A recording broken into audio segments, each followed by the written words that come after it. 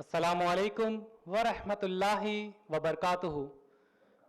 मैं मोहम्मद अब्दुल रज़ाक इस प्रोग्राम का नाज़िम होने की हैसियत से आज बतारीख़ 14 मई 2019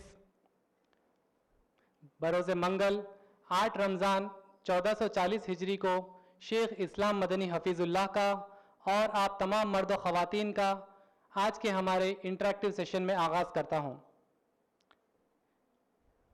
अब मैं आपको अलिफ अल लिसान इस्लामिक फाउंडेशन का मुख्तसर सा तारुफ देना चाहता हूँ। अलिफ अल लिसान इस्लामिक फाउंडेशन एक दीनी इदारा है जिनमें दीनी बयानात, इस्लाही बयानात, दावा वर्कशॉप्स, लीगल अवेयरनेस प्रोग्राम, जुमा खुतबा, Islamic counselling, matrimonial counselling, Islamic school management course वगैरह शुमार है।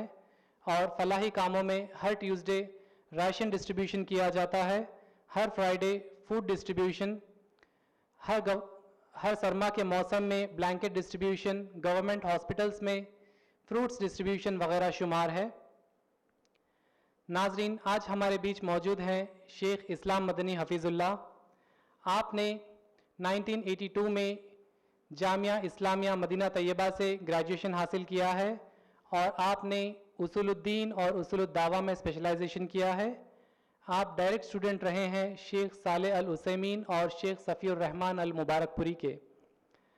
आपने मरकज़ी जमियत अहले हदीस में 3 साल तक मुफ्ती की हैसियत से खिदमत अंजाम दिए हैं और आपके फतावे आज भी मरकज़ी जमियत अहले हदीस में मौजूद हैं।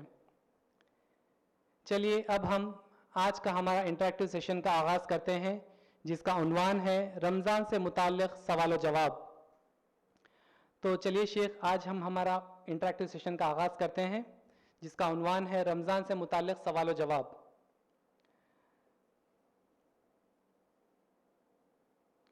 तो सबसे पहले शेख आप नाजरीन को ये बताइए कि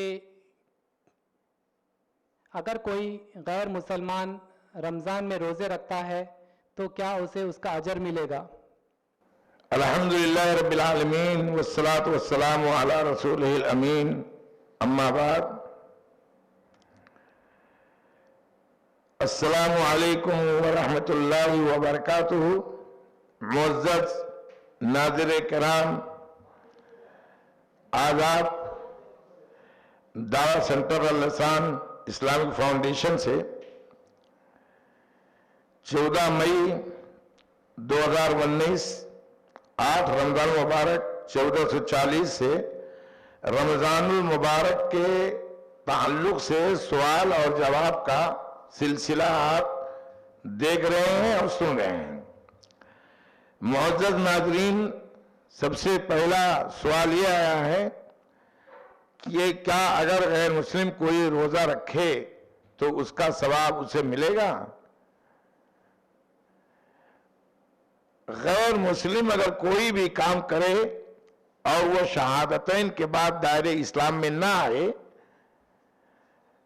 तो उसका सवाब शरई एतबार से कुछ नहीं होता है और कुछ नहीं मिलेगा। इसलिए पहले वो कलमा पढ़ ले और उसके बाद में दायरे इस्लाम में आने के बाद रोज़ा, नमाज, ज़कात की बाकायदा हुक्म की फरमाबरदारी करें तो इंशाअल्लाह उसे सवाब मिलेगा। दुनिया में भी सुरखरू होगा और आखिरत में भी मिलेगा। लेकिन रोज़ा रखना एक नेक काम है अल्लाह रब्बुल आलमीन के यहाँ, या अल्लाह रब्बुल आलमीन के नज़र में गैर शरई एतबार अगर चाहे, लेकिन देने वाला अगर चाहे तो दे सकता है, उसमें कोई हर्ज की बात नहीं है। अल्लाह रब्बुल आलमीन जिसे चाहे अपने फضل से और अपनी मेहरबानी से नवाजे। शेख, अक्सर बच्चे जो इम्तिहानात देते हैं, एग्ज़ाम्स लिखते हैं, वो इम्तिहान का बहाना लेकर के रोज़ा छोड़ देते हैं, रोज़ा नहीं रहते हैं, तो क्या ऐसा करना सही है? जो लोग या जो तालिब या स्टूडेंट रमज़ानुल मुबारक के महीने में फर्ज रोज़ा को छोड़कर एग्ज़ाम देता है तो कतान दुरुस्त नहीं है और ये जायज़ नहीं है। और अगर नफली रोज़ा आदमी रखे हुए हैं तो उसको तोड़ करके امتحان دے سکتا ہے، لیکن یہ فرض روزہ ہے۔ اللہ کے رسول نے فرمایا، اور یہ کوئی شرعی عذر بھی نہیں ہے، شرعی عذر الگ ہے، ایک دنیاوی عذر ہے اور اس کا کوئی شمار شریعت میں نہیں ہے، اس لیے اس کا چھوڑ کر روزہ توڑ کر اس میں بیٹھنا امتحانات میں یہ صحیح اور درست نہیں ہے۔ اس روزے کی قضا بھی ہے اور اس روزے کا ثواب بھی اتنا نہیں ملے گا چاہے تا عمر رکھے۔ اس لیے تمام اسٹوڈنٹ کو اس بات سے احتراز کرنا چاہیے، اجتناب کرنا افضل اور اولا ہے۔ شیخ، کیا صحابہ اکرام نے جنگ بدر میں روزہ توڑ دیا تھا؟ جنگ بدر میں روانگی تو روزے کے حالت میں ہوئی تھی، اور جب قریب بدر کے قریب پہنچے تو قراء الغمیم ایک جگہ کا نام ہے، وہاں اللہ کے رسول صلی اللہ علیہ وسلم کو بات معلوم ہوئی کہ صحابہ کرام کے اوپر روزہ بڑا شاق گزر رہا ہے، لوگ پریشان حال ہیں۔ تو عصر کے بعد اللہ کے رسول صلی اللہ علیہ وسلم نے پانی منگا کر پیالے میں اور اونٹ پر بیٹھ کر کے آپ نے اسے پیا اور تمام لوگوں کو حکم دیا کہ روزہ توڑ دو، لیکن پھر بھی بعض لوگوں نے روزہ نہیں توڑا۔ تو جامع صحیح بخاری میں ہے کہ بعد میں جب آپ کو معلوم ہوا کہ کچھ ایسے شخصیتیں ہیں جنہوں نے روزہ نہیں توڑا ہے، تو اللہ کے رسول نے فرمایا اولئک هم العصاة، یہی وہ لوگ ہیں جو اللہ اور اس کے رسول کی نافرمانی کرنے والے لوگوں میں سے ہیں۔ اس لیے رسول کا حکم آ جانے کے بعد توڑ دینا چاہیے، وہ بھی ایک سفر تھا، اور سفر میں روزہ توڑ دینا ایک رخصت ہے اور رخصت قبول کرنا چاہیے، یہ بہتر ہے۔ اور اگر کوئی طاقت رکھتا ہے اتمام کا تو اس میں کوئی حرج کی بات نہیں ہے، لیکن وہاں اللہ کے رسول نے رخصت، چونکہ ادھر مشکل گزر رہی تھی اور ادھر روزہ رکھے رہے بعد میں، تو آپ کو یہ بات بڑی ناگوار معلوم ہوئی، تب آپ نے فرمایا اولئک هم العصاة، یہ لوگ نافرمان ہیں۔ اللہ ہمیں صحیح بات کہنے اور اس پر عمل کرنے کی توفیق عطا فرمائے۔ شیخ، اکثر لوگ رمضان میں یہ کہتے ہیں کہ رمضان میں نفل سنت کے برابر اور سنت فرض کے برابر ہو جاتی ہے، کیا یہ بات درست ہے؟ ایک روایت ہے، اس روایت کی لوگوں نے بہت ہی زیادہ تضعیف قرار دیا ہے اور کہا یہ روایت بالکل ہی صحیح نہیں ہے۔ اس میں یہ ہے کہ اگر فرض نماز پڑھیں گے تو 70 فرض کے برابر ثواب ملے گا، کوئی نفلی روزہ رکھیں گے اور نفلی چیز کریں گے، نماز پڑھیں گے تو فرض کے برابر۔ لیکن یہ روایت بالکل ہی واہن اور بیکار ہے، اس روایت کی سند بالکل صحیح نہیں ہے۔ اس لیے فرض کا فرض ہی کے برابر ثواب ملے گا اور نفل کا نفل کے برابر ثواب ملے گا۔ رمضان کا چونکہ احترام ہے، اس لیے اللہ رب العالمین اپنی رحمت سے کچھ مزید دینا چاہے تو وہ بہرحال اسٹیٹ بینک آف اللہ ہے، دے سکتا ہے، اس میں کوئی حرج کی بات نہیں ہے، کیونکہ یہ مہینہ احترام کا مہینہ ہے۔ جیسے اس مہینے میں گناہ کرنے سے اس کی شدت بڑھ جاتی ہے اور اس کا عذاب بڑھ جاتا ہے، ویسے ہی نیک کام کرنے سے بہرحال ثواب میں اضافہ ہو سکتا ہے۔ لیکن کوئی ایسی روایت کہ 70 گنا 50 گنا 2 گنا یہ سب روایتیں نہیں ہیں۔ اللہ ہمیں اس کی حفاظت، ہمیں اس سے محفوظ رکھے، اور ضعیف روایتوں سے یہی ضعیف روایتیں اختلاف کی بنیاد بنتی ہیں۔ شیخ، اکثر لوگوں کو یہ پتہ نہیں ہوتا ہے کہ وہ پلین میں روزہ اور افطار کیسے کریں، کیونکہ اکثر لوگ آج کل پلین میں سفر کرتے ہیں اور انہیں یہ علم نہیں ہے کہ وہ افطار اور روزہ کیسے کریں۔ سفر میں روزہ رخصت ہے، نماز کی بھی رخصت ہے، اگر 86 کلومیٹر پر آدمی جا رہا ہے ویسے رخصت ہے، لیکن اگر سفر قریب کا ہے یا دور کا ہے اور روزہ رکھنے والے کے اندر اپنے اندر طاقت پاتا ہے کہ روزہ رکھے گا تو اس میں بھی کوئی مذاکرہ نہیں ہے، ویسے رخصت پر عمل کرنا یہی زیادہ افضل ہے۔ تو افطار کے لیے اگر فلائٹ زیادہ دیر تک برباد کرتے ہیں. سنا ہے کہ 4 گھنٹہ ہم لوگ سعودی جاتے تھے تو 3.5 گھنٹہ. تو اگر اس بیچ میں سحری یا افطار کا وقت ہو جانے کا خطرہ ہے تو آدمی اپنے پاس کھانے پینے کا سامان رکھے اور افطار کرنے کا سامان خود رکھے, اور اعتبار طلوع اور غروب کا اس جگہ کا ہوگا جہاں آدمی پہنچے گا. اس لیے کہ طلوع اور غروب میں زیادہ فرق ہے. یہاں اور سعودی عربیہ میں 2.5 گھنٹے کا فرق ہے, ایسے اور دوسرے ممالک میں 4 گھنٹے کا بھی فرق آتا ہے. تو غروب وہاں کے اعتبار سے ہوگا جہاں جہاز اتر رہا ہے یا جہاں سے جہاز پرواز کر رہا ہے. سحری کا بھی وقت وہی متعین کرے گا اور وہی افطار کا بھی وقت متعین کرے گا. آپ اپنے اعتبار سے روزہ رکھ کر کے یہاں سے ہندوستان سے جائیں اور وہاں سحری اور وہاں افطار کے وصول کو برتیں تو یہ زیادہ درست نہیں ہے. طلوع اور غروب کا اعتبار جہاں جہاز پہنچ رہا ہے اور جہاز میں باقاعدہ اعلان ہوتا ہے اور اس کی ٹائم فکس ہوتی ہے. اب تو ایسی گھڑیاں ہیں الحمدللہ, کسی زمانے میں نہیں تھی. اب ایسی گھڑی ہے کہ ہر گھڑی میں ہر جگہ کا پرفیکٹ ٹائم اس میں واضح ہو جاتا ہے.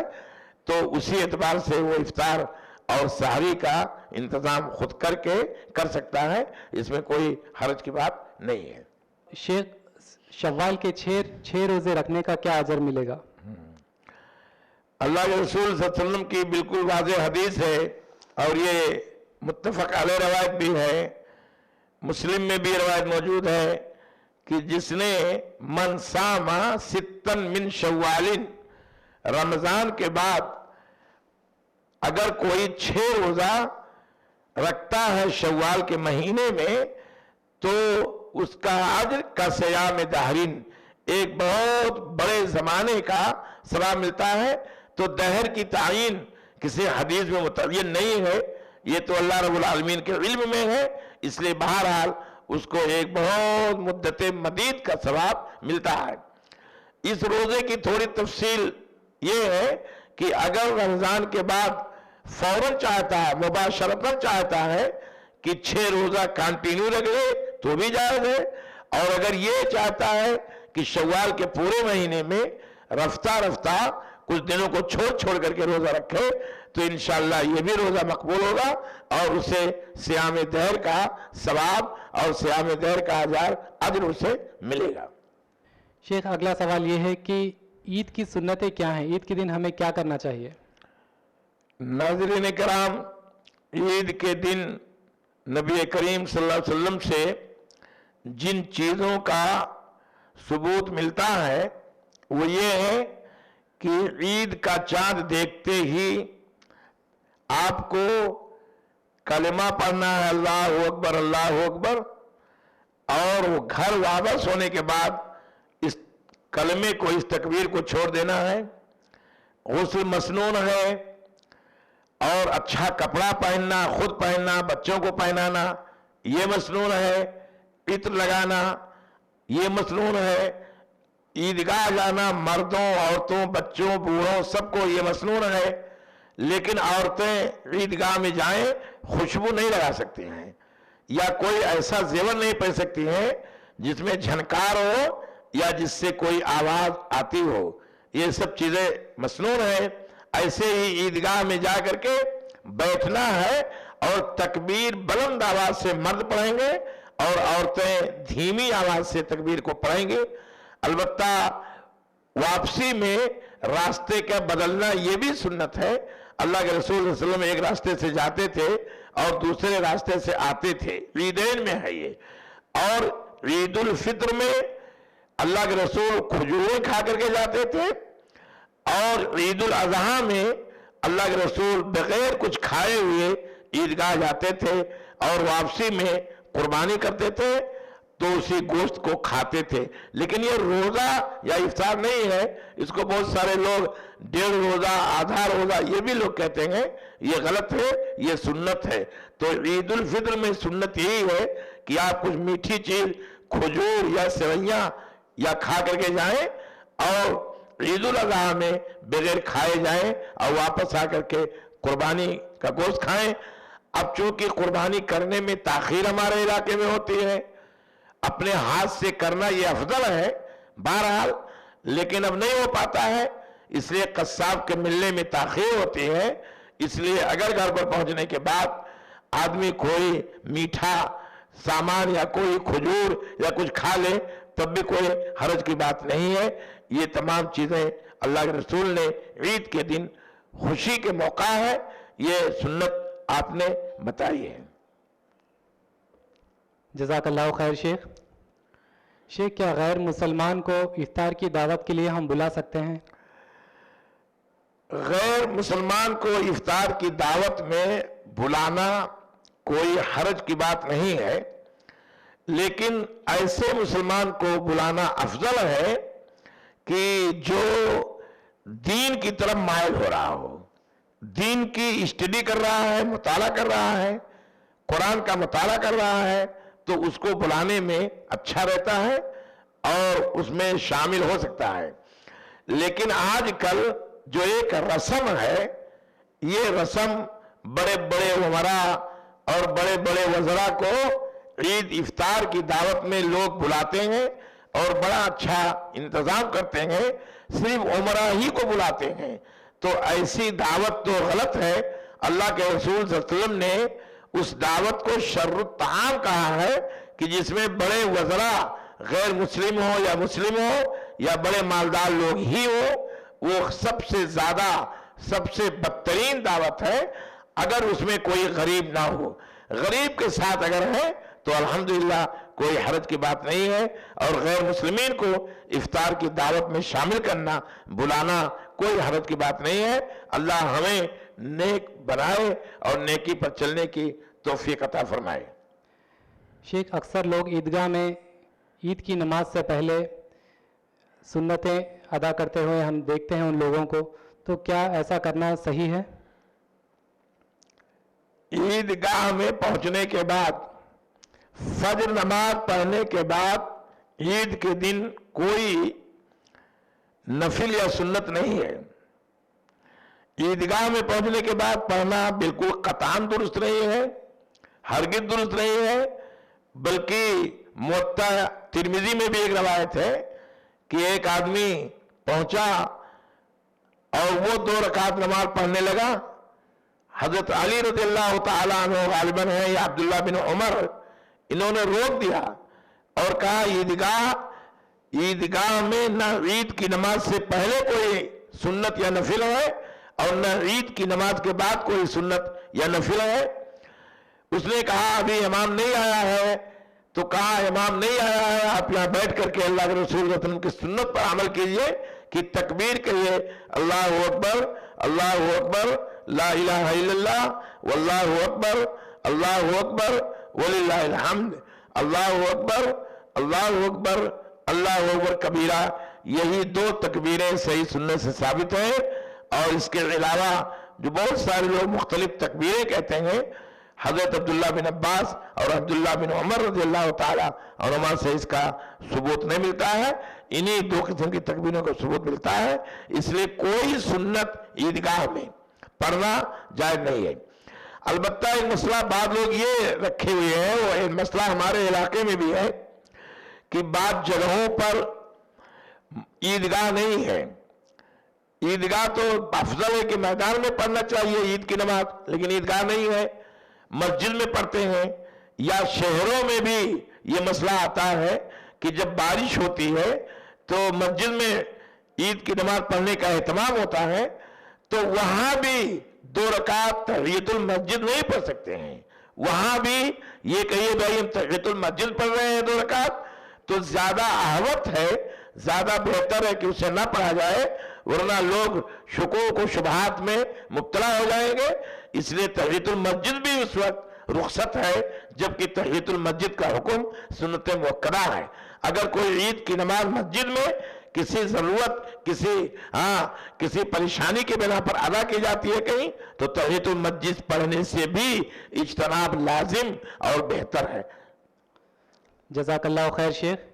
शेख, ऑनलाइन एक सवाल आया है। सवाल करने वाले भाई का नाम है उमर फारूक और ये सलाम कह रहे हैं। अलैकुम सलाम। ان کا سوال ہے کیا اس رقم پر زکوٰۃ فرض ہے جو اپنا گھر خریدنے کے لیے جمع کی جا رہی ہے؟ وعلیکم السلام ورحمۃ اللہ وبرکاتہ. کوئی رقم گھر خریدنے کے لیے قسط وائز جمع کی جاتی ہے اور جب رقم اتنی مقدار میں ہو جائے کہ چاندی کے حساب سے زکوٰۃ کا استحقاق بن جائے اور زکوٰۃ دینے کا اس میں ہو جائے تو زیادہ بہتر یہ ہے کہ اس میں زکوٰۃ نکال کر کے ہی زمین خریدیے، یہ زیادہ بہتر ہے. اب قسط واحد چونکہ ہے، ایک مشت کوئی رقم نہیں آئی ہے، تو اسی لیے اس میں مسئلہ پھنس جاتا ہے کہ قسط وائز ایک رقم ایک مشت 10,000، پھر دوسرے مہینے میں 15,000، پھر کسی مہینے میں 20,000. تو دیکھیں ہر مہینے میں مقدار نصاب چاندی کا اعتبار کر کے جو میں نے بتایا ہے اور یہی زیادہ راجح ہے، جبکہ سونے کی مقدار بعض لوگوں نے کہا یہ درست نہیں ہے. تو اگر ہر مہینہ اتنا پیسہ وہ جمع کرتا ہے تو پہلے مہینے میں سال گزرنے کے بعد زکوٰۃ ہوگی واجب، اور پھر دوسرے مہینے میں بھی اسی طریقے سے سال تو گزرنے پر زکوٰۃ واجب ہونے کے بعد ہی، یا اگر بیک وقت کہیں سے پورا پیسہ اکٹھا ہو گیا، جائیداد مل گئی، وراثت میں حصہ مل گیا، آپ نے ایک بیگ بیچ دیا، تو اس میں زکوٰۃ سال بھر کے بعد ہوگی. آپ زمین خرید لیجئے، مکان خرید لیجئے، اس میں کوئی حرج کی بات نہیں، لیکن زکوٰۃ آپ کو سال بھر کے بعد دینا پڑے گی، اس لیے کہ یہ مال اچانک آپ کے پاس آیا ہے یا کسی نے آپ کو دے دیا، آپ کا والد یا باپ کا انتقال ہو گیا، اچانک آپ لاکھوں کے مالک بن گئے، تو اس میں سال بھر کے بعد زکوٰۃ دیں گے. لیکن قسط واحد میں آپ کو یہ دیکھنا ہے کہ ہر مہینہ کتنی رقم آپ اکٹھا کرتے ہیں اور وہ رقم مقدار نصاب پہنچ جائے تب زکوٰۃ اس میں دے کر کے ہی اس پیسے کو آپ بیلنس کریں. یہی زیادہ بہتر ہے اور یہی زیادہ افضل ہے.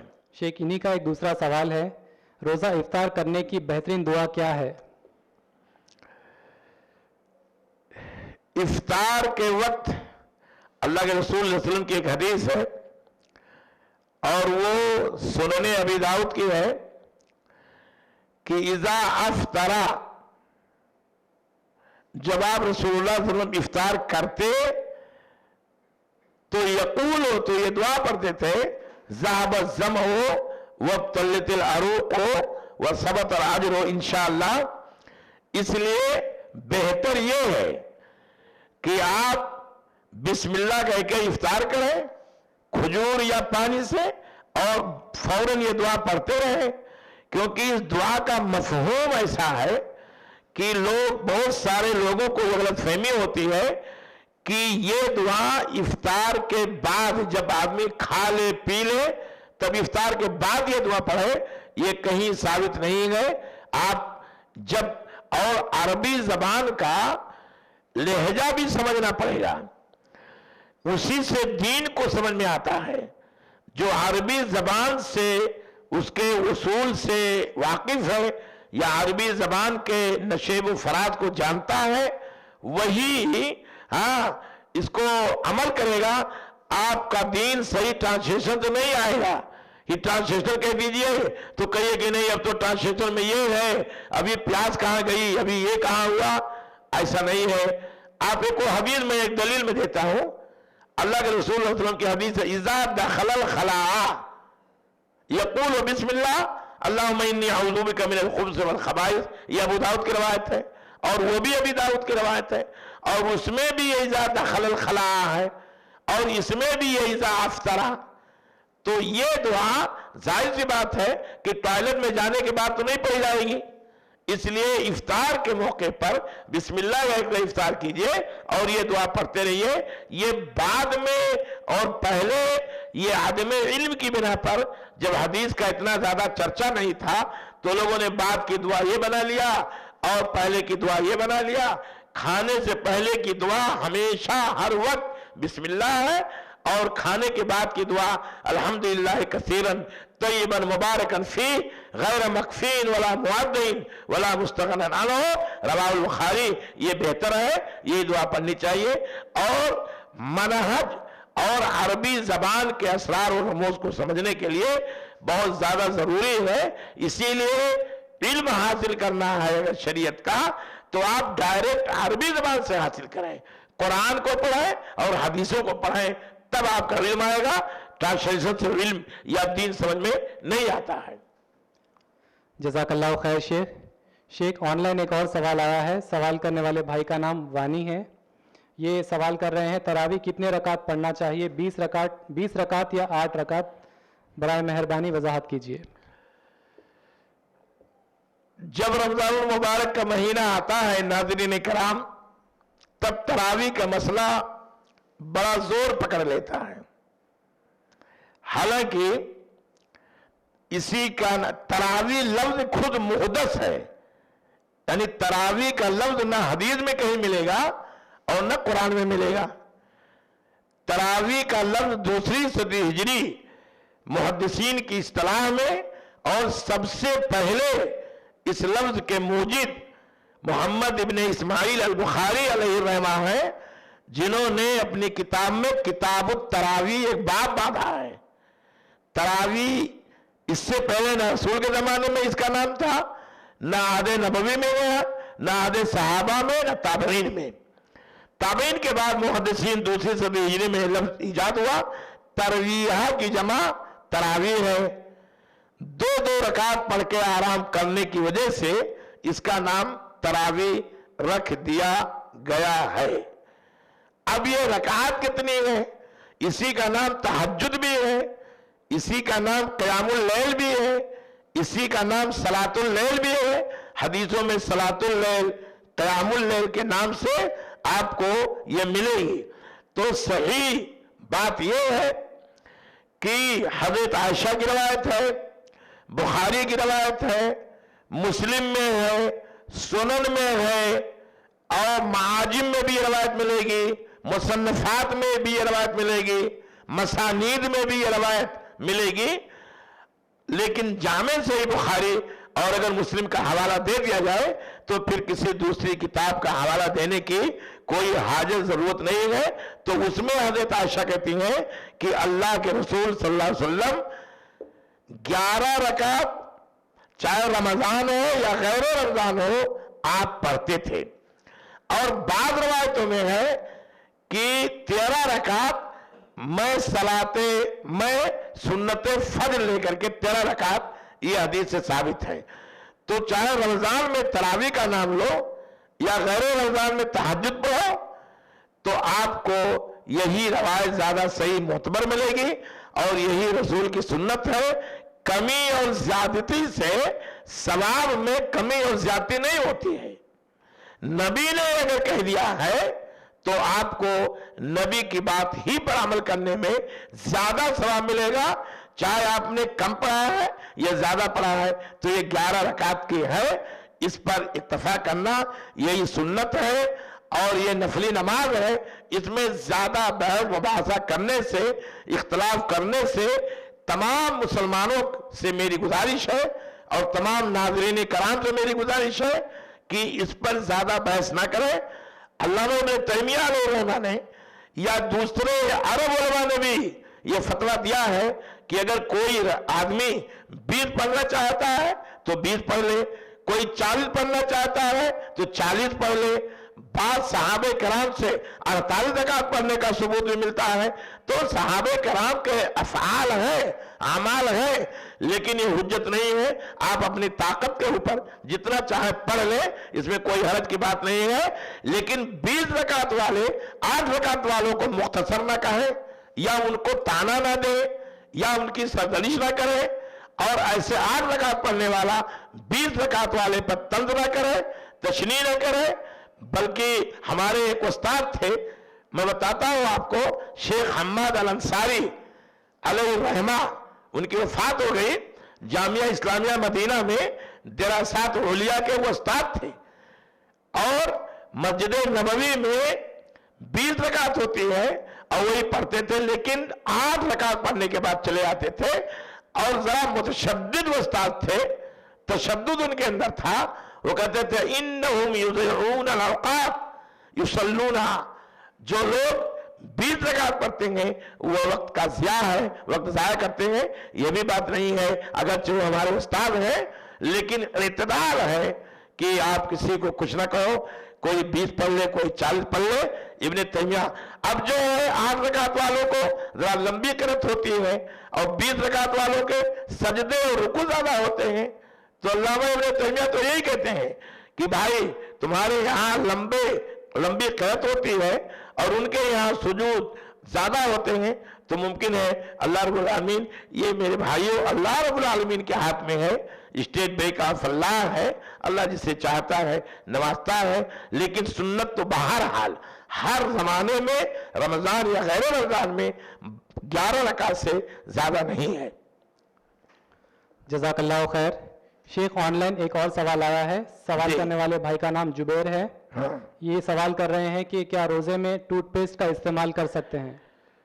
हाँ रोजे में मिसवाक का जवाब है, मिसवाक किया जा सकता है। मिसवाक अल्लाह के रसूल सल्लल्लाहु अलैहि वसल्लम ने बड़ी अहमियत इसकी दी है।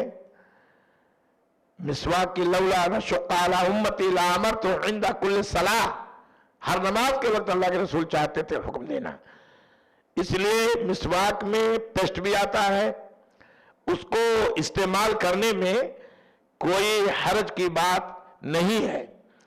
लेकिन आज सुफूफ भी आते हैं, पाउडर भी आते हैं, और बहुत सारे रोजेदार जो बीड़ी सिगरेट तंबाकू खाते पीते हैं और उनको रोजे में यह मसला बड़ा शाक गुजरता है, तो एक सुफूफ में आता है और ट्यूब में भी आ गया है वो कि उसमें कुछ तंबाकू की बू आती है, रेड है, सुफूफ आता है, रेड पाउडर, तो उसको करते हैं ताकि उनको तसल्ली हो जाए।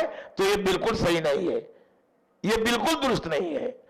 हरगिज नशा आवर चीज जो मिला करके तंबाकू बीड़ी सिगरेट के साथ उसमें जो चाहे पेस्ट बना ले और चाहे आप पाउडर बना ले, तो हरगिज जायज नहीं है। और ये वो लोग हैं जो बीड़ी सिगरेट तंबाकू के आदी हैं, तो इसको रमजान में इस्तेमाल करते हैं अपनी तसल्ली के लिए, ताकि चूंकि वो पीते नहीं है बराबर इफ्तार से पहले, तो ये गलत है। ऐसे इस्तेमाल जायज हरगिज नहीं है। हाँ अल्हम्दुलिल्लाह पेस्ट का भी मजा होता है, नीम के उसका भी बड़ी मजा होता है। आप ज्यादा उसमें मुबारका ना कीजिए, आप करके आप मुंह को साफ सुथरा कर सकते हैं, इसमें कोई हर्ज की बात नहीं है, यही बेहतर है। जज़ाकल्लाहु खैर शेख। इसी सवाल से एक और सवाल आया है। सवाल करने वाले भाई का नाम है अजहर। ये सवाल करते हैं कि क्या ब्रश करते वक्त अगर दांतों से खून निकल जाए तो क्या रोजा टूट जाता है? नहीं, अगर ब्रश करते वक्त किसी बीमारी के सबब है वो, या आप उतना एहतमाम के साथ करते हैं, चाहे ज्यादा खून निकले या कम निकले, खून का निकलना ये नाक़िज़े सौम नहीं है, कभी भी रोजा नहीं टूटता है। लेकिन तसल्ली के लिए बहुत सारे लोग रगड़ते रहते हैं। डॉक्टर भी कहता है आप दांत को बहुत ज्यादा रगड़ करके फौरन पानी का इस्तेमाल ना करें, वरना दांत को बहुत ज्यादा नुकसान पहुंचता है। बस 2 सेकंड 3 सेकंड आप मिसवाक कर लीजिए, जो वो बू है वो खत्म हो जाए। हालांकि रोजेदार जब आखिर वक्त में होता है, ला खलूफ साइम, रमजान रोजे के रखने वाले का जो बू होता है वो अल्लाह के नजदीक मुश्क अंबर से भी ज्यादा महबूब होता है। लेकिन खून निकल जाने से वो रोजा नहीं टूटता है, हरगिज़ नहीं टूटता है। इंशाअल्लाह रोजा इतनी आसानी से नहीं टूटेगा। जज़ाकल्लाहु खैर शेख। शेख, ऑनलाइन एक और सवाल आया है। सवाल करने वाली बहन का नाम है मोहसिना सुल्ताना। ये सलाम कह रही है और इनका सवाल ये है कि शब क़दर किस दिन किस रात है, 27 या 23? अलैहा वालेकुम अस्सलाम। जब सलाम का जवाब किसी से कहा जाए तो जिसने सलाम कहा है अलैहा, अगर मर्द कहता है तो अलैहि है, और पहुंचाने वाले को अलैकुम सलाम के बाद ये कद्र की रात के ताल्लुक से तायीन एक रात की तो नहीं है। बुखारी की रवायत में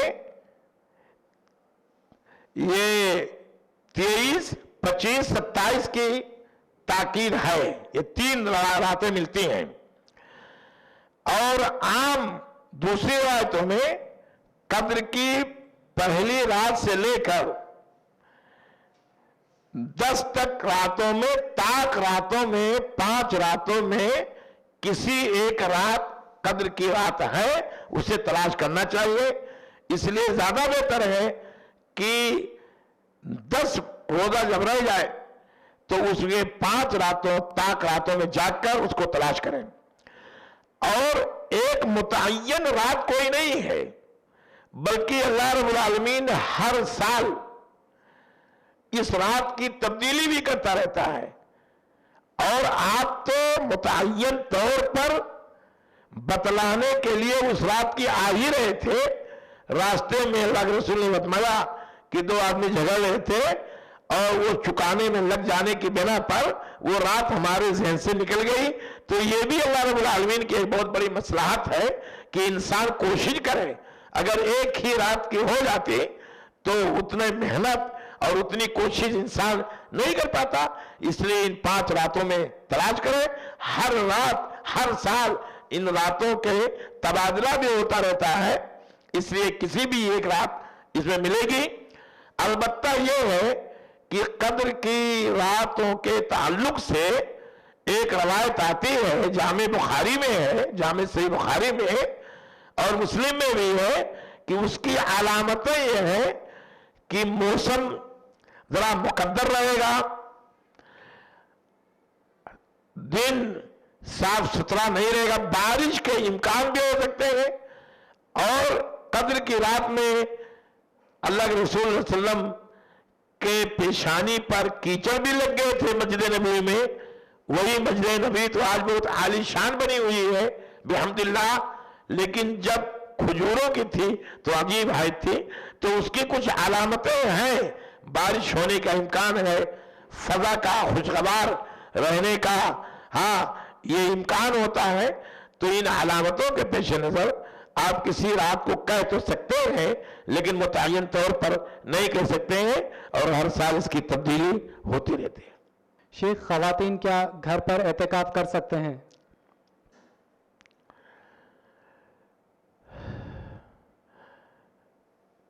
एहतिकाफ तो मस्जिद ही में है। एहतिकाफ का हुक्म सुन्नत मुअक्कदा है और एहतिकाफ मस्जिद ही में कुरान ने भी फरमाया है, यातिकफूना अलल मसाजिद। जो लोग मस्जिदों में एहतिकाफ करते हैं वही बेहतर है। और अहदे नबवी में औरतें भी मस्जिदों ही में एहतिकाफ करती थीं। अज़वाज मुतहरात मस्जिद नबवी में अपना खेमा लगा लेती थी कद्र से पहले रातों में, और अल्लाह के रसूल भी लगा लेते थे। तो मस्जिद ही में औरतों के लिए एहतिकाफ जायज है, घरों में एहतिकाफ हरगिज जायज नहीं है। लेकिन उन मस्जिदों में जायज है जो जामे मसाजिद है, जहां जुमा की नमाज बाकायदा होती हो। दूसरी बात यह है, औरतों के लिए अगर मस्जिद में इंतजाम है औरतों के एहतिकाफ का, आने जाने का रास्ता अलग अलग है और इख्तलाफ की कोई गुंजाइश नहीं है, तो उन मस्जिदों में एहतिकाफ करेंगे। अलग से किसी मस्जिद में जो आम रास्ता या आम तरीके पर है वहां एहतिकाफ करना औरतों के लिए जायज नहीं है। और औरतें अगर करेंगी एहतिकाफ तो मसाजिद ही में करेंगी, मर्द करेंगे तो मसाजिद ही में करेंगे।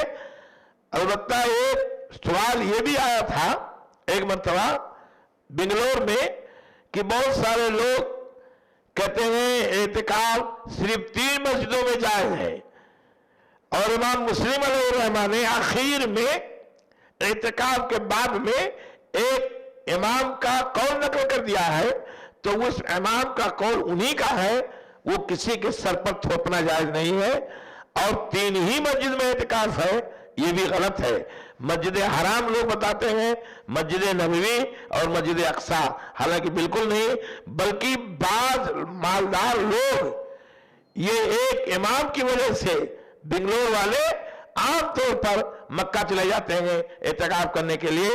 تو اگر اس نظریے سے جاتے ہیں کہ 4 مینار میں اعتکاف جائز نہیں ہے یا ہندوستان کی ان مسجدوں میں اعتکاف جائز نہیں ہے، انہی 3 میں ہے، تو ان کا اعتکاف وہ بھی درست نہیں، کیونکہ یہ غلط نظریہ ہے اور یہ کسی امام کا قول ہے.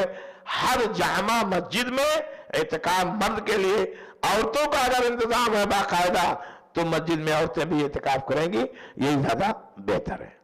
شیخ، آج کل یہ عام ہو چکا ہے کہ لوگ جمعہ کے دن جمعہ کی مبارکباد دیتے ہیں میسیجز کے ذریعے سے، فون کالز کے ذریعے سے، اور رمضان میں الوداع جمعہ کی مبارکباد دیتے ہیں، تو یہ کہاں تک درست ہے؟ یہ لوگوں کا مروج شدہ، اپنی ترویج شدہ یہ اصول و ضابطہ ہے. کہیں حدیث میں جمعۃ الوداع کے نام سے کوئی بات ہے نہیں اور نہ اس کی کوئی خاص خصوصیت ہے.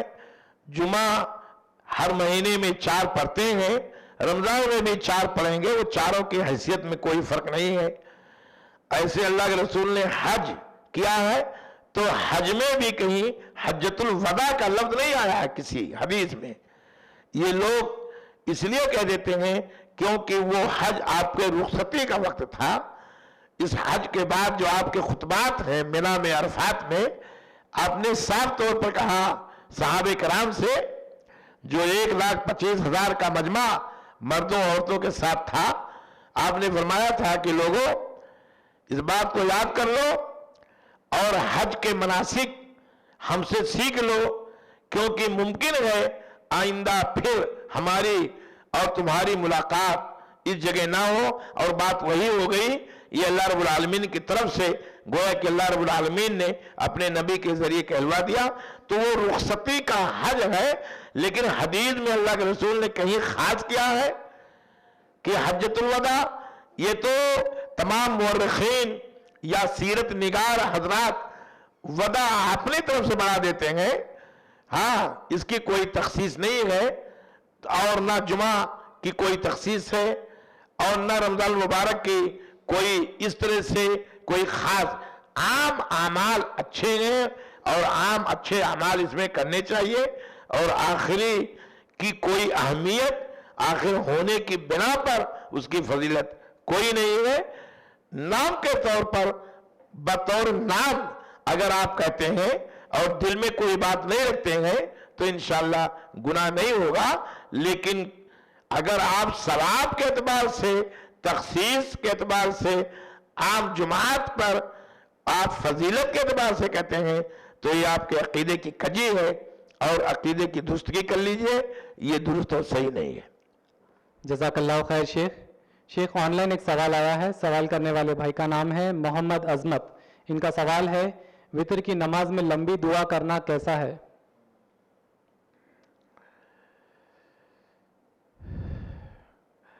دیکھیں، وتر میں اب اصل میں وتر ہی کا انہوں نے سوال کیا ہے.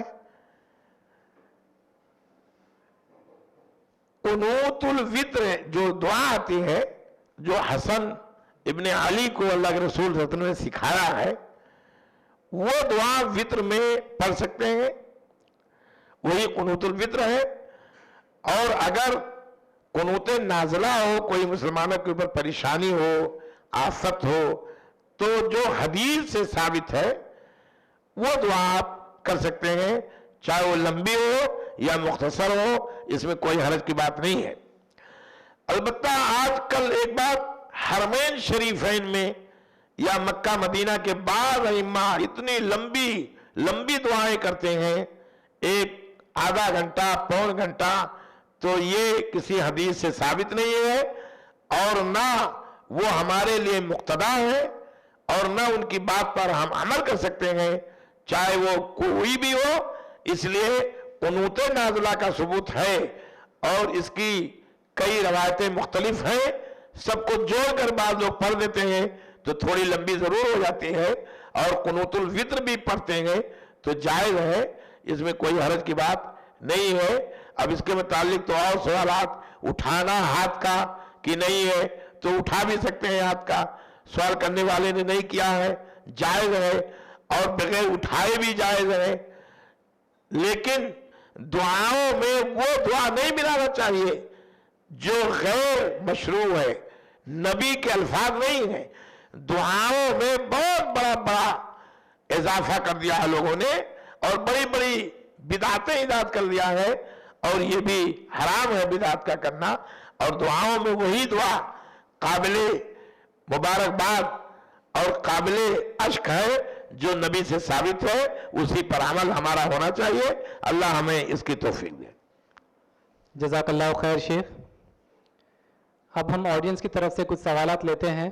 پہلا سوال خواتین کی جانب سے لیا جائے گا۔ السلام علیکم ورحمۃ اللہ وعلیکم وبرکاتہ۔ السلام ورحمۃ اللہ جی شیخ صاحب، میرا سوال یہ ہے کہ اکثر لوگ اس مہینے کے مبارک مہینے میں اگر کوئی فوت ہو جاتا ہے تو اس کی فضیلت حدیث کی روشنی میں ہمیں ملتی ہے، تو بتائیے۔ جزاکم اللہ حسن جزا۔ بہرحال اللہ کے رسول صلی اللہ علیہ وسلم سے بعض ایسی حدیثیں ثابت ہیں کہ بعض کی موتیں بہت مبارک ہوتی ہیں۔ جیسے اللہ کے رسول نے فرمایا کہ جمعہ کے دن اگر کسی کی موت ہو جائے وہ بھی قابل مبارکباد ہے، جمعہ کی اہمیت کے پیش نظر، تو اس کا قبر کا حساب موقوف ہو جاتا ہے، اور جمعہ جب ختم ہو جاتا ہے جمعہ کا دن، تب حساب کتاب ہوتا ہے۔ ایسے کسی کی موت مسجد میں آ جائے تو وہ بھی قابل مبارکباد، وہ بھی موت اچھی ہوتی ہے۔ ایسے کسی کی موت رمضان المبارک کے مہینے میں آ جائے تو یہ بھی موت اچھی ہی شمار ہو جائے گی۔ اور اللہ کے رسول نے کہا ہے کہ یہ رمضان المبارک کا مہینہ جس میں کسی کی موت واقع ہو جائے تو اس کی برکت کی وجہ سے میت کا قبر میں سوال جواب اس مہینے تک رک جاتا ہے، اور منکر نکیر کا کوئی سوال یا کوئی عذاب یا کوئی چیز اسے اطمینان رہتا ہے۔ یہ اس کی فضیلت ہے۔ جب رمضان مبارک کا مہینہ ختم ہو جائے گا تب سوالات ہوں گے، جوابات ہوں گے، اور برزخ کے تمام عوامل اور برزخ کی تمام چیزیں تنفیذ پائیں گی، عمل میں آئیں گی۔ البتہ اس کی فضیلت بہرحال ہے، ایسا حدیثوں سے ملتا ہے، اس لیے وہی بات ہے۔ اب برزخ کی باتیں اللہ رب العالمین کے حوالے ہیں، کیسے وہ کرے گا سوال جواب، اتنے دیر تک موقوف کر کے قبر میں بندہ کس حال میں رہتا ہے، بہت سارے سوالات ذہن میں ابھرتے ہیں، لیکن ان سارے سوالات کا موقف کہ یہ چیزیں توقیفی ان چیزوں میں اللہ کے رسول نے کوئی چیز نہیں فرمائی ہے، بس اس کی فضیلت کے تحت جواب سوال منکر نکیر کا موقوف ہوتا ہے۔ جمعہ کے دن بھی ایسے ہوتا ہے اور اس دن میں بھی ہوتا ہے۔ یہی دو روایتیں ہیں جمعہ اور رمضان کے تعلق سے، اور وہ موتیں جو اچھی ہوتی ہیں وہ جگہوں کے اعتبار سے ہیں، کسی کی موت مسجد میں ہو جائے وہ الگ بات ہے، لیکن اعمال کے اعتبار سے سوال جواب اور جنت جہنم، برزخ کا عذاب اور برزخ کی ساری نعمتیں اسے ملیں گی، وہ اللہ رب العالمین کے علم میں ہے، وہی زیادہ بہتر جانتا ہے۔ جو رسول نے بتایا وہ ہمیں معلوم ہے، اس کے علاوہ ہم اس کے بارے میں کچھ نہیں کہہ سکتے۔ جزاک اللہ خیر شیخ۔ بھائیوں کی جانب سے ایک سوال ہے، سوال یہ ہے کہ کیا رمضان میں شادی کر سکتے ہیں؟ بھئی شادی کے تعلق سے تو کوئی خاص دن، خاص ہفتہ یا خاص مہینہ نہیں ہے۔ ہاں غیروں کے ہاں ہے، غیر مسلمین کے ہاں کہ کچھ وہ مہینوں کو منحوس مانتے ہیں یا کچھ تاریخوں کو منحوس مانتے ہیں۔ ایسے زمانے جاہلیت میں بھی کچھ مہینے تھے جن میں شادی بیاہ کرنے سے لوگ رکے رہتے تھے، جیسے شوال کا مہینہ وہ لوگ منحوس مانتے تھے۔ رمضان کے بعد حضرت عائشہ کہتی ہیں کہ میری شادی شوال ہی میں ہوئی اور میری رخصتی بھی شوال ہی میں ہوئی، اور میں نہیں جانتی کہ میری قسمت سے زیادہ بہتر اور میرے شوہر سے زیادہ بہتر کس کا ہے. اس لیے نحوست زمانے کی یا دن کی یا مہینوں کی کچھ نہیں ہے. اس لیے کسی میں بھی شادی کر سکتے ہیں, اس میں کوئی حرج کی بات نہیں ہے. اور اب تو ہمارے یہاں رمضان مبارک میں رمضان میں شادیوں کا زیادہ اہتمام کرنا چاہیے, اس لیے کہ اب ہمارے یہاں یو پی میں بارات مغرب کے بعد آتی ہے, کھانا کھا کر کے 12-1 بجے رخصت ہو جاتے ہیں. تو یہ تو بہترین موقع ہے, افطار کرانے کا بڑا اچھا چانس ہے. خوب زیادہ بہترین طریقے سے افطار کا انتظام کر لیں, اس میں غربا مساکین کے باہر کے بڑے بڑے وزراء کے ساتھ وہ بھی رہے کہ شر الطعام نہ ہونے پائے, اور اس میں کر سکتے ہیں. رمضان میں شادی کرنے میں کیا ہے, میں تو سمجھتا ہوں کہ بہت اچھا مہینہ ہے, برکت والا مہینہ ہے. رات میں عورت سے سارے مسائل کا حل بھی واجب ہے, کر سکتے ہیں, اس میں کوئی ضروری نہیں ہے. ہاں, جزاک اللہ خیر. شیخ ایک سوال آیا ہے, سوال کرنے والے بھائی کا نام ہے جمیل شیخ علی. یہ سلام کہہ رہے ہیں. ان کا سوال یہ ہے کہ گھر کے قریب جو مسجد ہے ان کی وہ بریلوی حضرات کی مسجد ہے, اور یہ وہاں پہ غور کیے ہیں کہ وہاں پر کوئی بدعتی کام کو وہ لوگ انجام دیتے ہیں, تو کیا ہم ایسی صورت پہ گھر پر نماز پڑھ سکتے ہیں؟ الحمدللہ اللہ رب العالمین نے آج کل اتنی سہولتیں دے رکھی ہیں, گاڑیوں کا اتنا انتظام ہے کہ ہر آدمی اپنی جو مسجد اللہ کے لیے بنائی گئی ہے ان مسجدوں میں نماز پڑھنے میں کوئی حرج نہیں ہے, دور تک جا سکتے ہیں. یہ سوال تو گھر پر نماز پڑھنے کے جواز کے تعلق سے ممکن ہے, اور فرض نماز گھروں میں ہرگز نہیں چاہیے, الا یہ کہ کوئی پریشانی ہو, بیمار ہو تو چاہے پڑھ سکتا ہے, یا کوئی عذر ہو یا کہیں سے آیا ہو اور گھر میں چلا گیا. حالانکہ گھر میں جانے سے پہلے رسول کی سنت تھی مسجد ہی میں جاتے تھے, مسجد میں ٹھہرتے تھے. تو مسجد میں اب آج یہ بریلیوں کی تخصیص, حنفیوں کی تخصیص, اس سے ذرا تھوڑا ہندوستان کے حالات کے مطابق تخصیص کرنے دیے. اگر آپ کو ان اماموں کے پیچھے نماز نہیں پڑھنا ہے تو جماعت ختم ہو جانے کے بعد آپ مسجد میں چلے جائے پڑھیے, یا جماعت کا اول وقت چونکہ آپ کے ہاں دوسرا ہے اور ان کے یہاں تاخیر سے ہوتی ہے, اس لیے آپ اسی مسجد میں جا کر کے اول وقت میں آپ نماز پڑھ سکتے ہیں. ہاں, اگر آپ کے ساتھ اور کوئی بھائی ہے تو وہ بھی پڑھ سکتا ہے, ورنہ کوشش یہ کریں کہ آپ اپنی مسجدوں میں جو خالص اللہ کے لیے بنائی گئی ہیں, جہاں اللہ اور اللہ کے رسول کے علاوہ کسی کا قانون نہ چلتا ہے, وہاں تو ان مسجدوں میں تو ائمہ کا قانون چلتا ہے اور کچھ دوسرے لوگوں کا قانون چلتا ہے, وہاں اماموں کے مطابق نماز پڑھی جاتی ہے. تو یہ گھر میں نماز نہ پڑھ کر کے آپ ان کے پیچھے پڑھنے سے اگر کراہیت ہے تو آپ انہیں میں وقت سے پہلے اول وقت میں یا بعد میں پڑھیے. اور زیادہ بہتر ہے آپ سروس جو ہے یہاں غازی آباد تک چلے جاتے ہیں کرنے کے لیے. ہمارے یہاں سے سروس کرنے والے لکھنؤ دلی کا جبکہ 600 کلومیٹر کی دوری ہے, صبح جاتے ہیں اور شام کو آتے ہیں. ایسے سروس کرنے والے 12-12 کلومیٹر پہ جاتے ہیں. اور آپ ساؤتھ میں گاڑیاں کا انتظام بہت زیادہ ہے. بنگلور تو ایسا شہر ہے کہ 2 ویلر پورے ہندوستان میں سب سے زیادہ ہے. حیدرآباد میں بھی ابھی نکلیے سڑکوں پر تو 2 ویلر بہت نظر آتے ہیں. اللہ نے آپ کو نوازا ہے 2 ویلر سے, تو آپ اس سے جائیے. صحابہ کرام حوالی مدینہ سے یعنی 8-10 کلومیٹر سے حوالی مدینہ کے جو دیہات تھے وہاں سے مسجد نبوی میں نبی کے ساتھ نماز پڑھنے کے لیے پریشان رہتے تھے, ثواب کے خاطر آتے تھے. تو آپ کے پاس اللہ نے گاڑی رکھا ہے, اور گاڑی اسی نیت سے خرید لیجئے کہ یہ نماز کے لیے ہے, اور اسے سے آپ سروس بھی کیجئے, اسی سے آپ اپنا دوسرا کام بھی کیجئے نفلی طور پر, تو وہ بھی ہو جائے گا. اور آپ جب بھی گاڑی پر بیٹھیں گے تو آپ کو ثواب ملے گا, اور آپ اس گاڑی کو کہیں بھی استعمال کریں گے تو گویا کہ نماز کی ادائیگی کا ثواب ملے گا آپ کی نیت کے مطابق. اس لیے گاڑی کو اسی نیت سے خریدیے, اور جہاں مسجد اللہ اس کے رسول کے لیے ہے انہی مسجدوں میں نماز پڑھنے کی کوشش کیجیے. اور اختلاف یا انشقاق کچھ نہ کیجئے. اللہ ہمیں ان اختلافات سے بچائے.